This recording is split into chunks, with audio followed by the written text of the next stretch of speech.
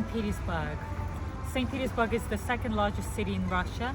It's home to 6 million people and it's only 317 years old. It was founded by Russian Emperor Peter I, also known as Peter the Great, in 1703. Peter the Great turned it into the capital of Russian Empire, so this is where the Tsars used to live. And the history of the city is incredibly rich and very interesting.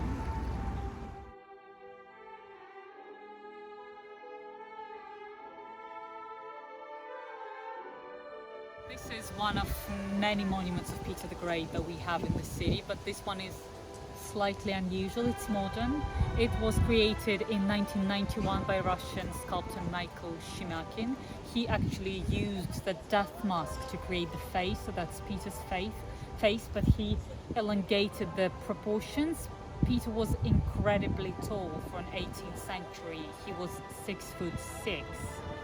He literally towered head and shoulders over everyone else around him. But his feet were surprisingly small, so he wasn't very balanced. He had to wear big shoes and stuff them with straw, and he would usually use a cane, right? People touch his fingers for good luck on this monument. So back to our founder, the Emperor Peter I, who was an incredibly talented and energetic man who spoke 7 languages and acquired 13 professions. His favorite, by the way, was ship constructing.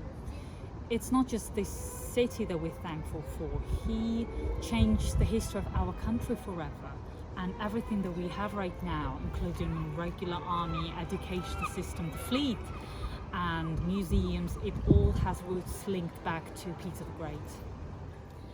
Peter the Great was the first Russian Tsar who traveled to Europe. He fell in love with Amsterdam, so he wanted his new capital of Russian Empire to be very European, and he did just that.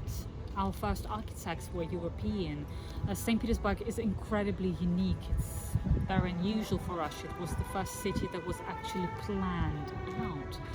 So we have these long straight streets and canals dug out at certain angles. I'm sure Peter is proud.